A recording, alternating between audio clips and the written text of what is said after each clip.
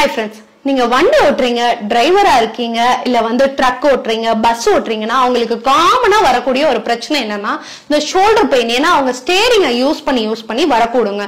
So அவங்களுக்கான டீடைலான video தான் நான் இன்னைக்கு பேச போறேன். இப்போ வண்டி ஓட்டும் போது என்ன பண்ணுவாங்கன்னா ஃபுல்லா இப்படி திருப்புவாங்க இல்லையா? இப்படி திருப்பும் போதோ இல்ல நீங்க இப்படி ஒரு கையில வச்சுட்டு இப்படி இப்படி இப்படி பண்ணும் போது என்ன ஆகும்னா உங்களோட ஷோல்டர் ஜாயிண்ட் வந்து அதிகமா அஃபெக்ட் ஆகும். இது வந்து சின்ன வண்டி, இதுவே வந்து ஒரு பஸ் ஓட்டுறாங்க இல்ல வந்து லாரி ஓட்டுறாங்கன்னா அவங்களுக்கு வந்து பெரிய ஒரு ஸ்டீரிங் இருக்கும் இல்லையா? அந்த ஸ்டீரிங்கை ஃபுல்லா சுத்தி வளைக்கணும். இது வந்து ஆட்டோமேட்டிக்கா, அது வந்து ஆட்டோமேட்டிக்காவும் இருக்காது. சோ சுத்தி வளைக்கும் போது ரொம்ப கஷ்டமாவும் இருக்கும். பிளஸ் வந்து அதை ரிப்பீட்டடா பண்ணும்போது நீங்க வந்து டெஃபினெட்லி வந்து பெயின் வர்றதுக்கும் சான்ஸ் நிறையவே இருக்கு. சோ ஃப்ரெண்ட்ஸ், நான் உங்க டாக்டர் பாரதி. இந்த மாதிரி யூஸ்ஃபுல்லான வீடியோஸ் எல்லாம் உங்களுக்கு வேணும்னு நினைச்சீங்கன்னா சேனலை மறக்காம சப்ஸ்கிரைப் பண்ணிடுங்க அண்ட் எல்லாத்துக்கும் ஷேர் பண்ணுங்க.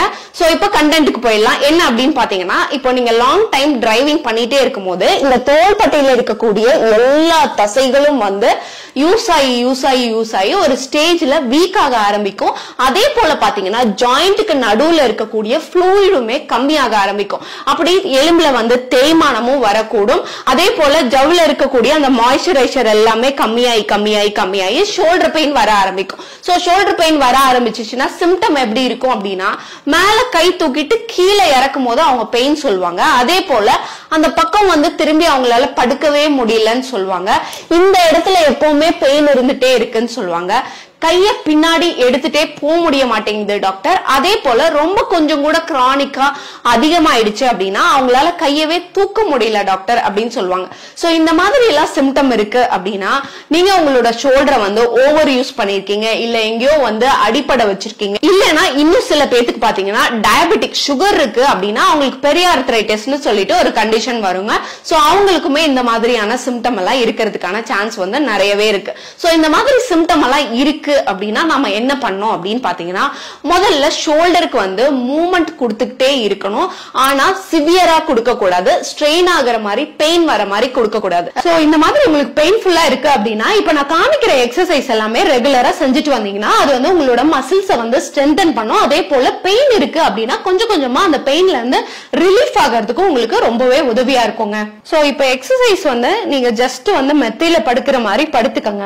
படுத்ததுக்கு அப்புறமா ஒரு மணல் மூட்டை வந்து கையில வந்து கட்டிக்கங்க. கட்டிட்டு இந்த மாதிரி எந்த தோள்பட்டை பெயினா இருக்கோ அந்த கையை வந்து கீழே தொங்க விட்டுட்டு அப்படியே முன்னாடியும் பின்னாடியும் ஸ்விங் பண்ணணும். 1 2 3 4. உங்களால எவ்வளவு நல்லா ஸ்விங் பண்ண முடியுமோ அவ்வளவு நல்லா ஸ்விங் பண்ணுங்க. ரொம்ப ஸ்ட்ரெயின் பண்ணி ஸ்விங் பண்ணணும்ன்றது கிடையாது. அதே போல இது வந்து ரொட்டேஷனும் அப்படியே நீங்க படுத்திருந்த மாதிரி ரொட்டேஷனும் பண்ணலாம். 1 2 3 4 5. அதே போல ஆப்போசிட் சைடு 1 2 3 4 5. ரிலாக்ஸ்.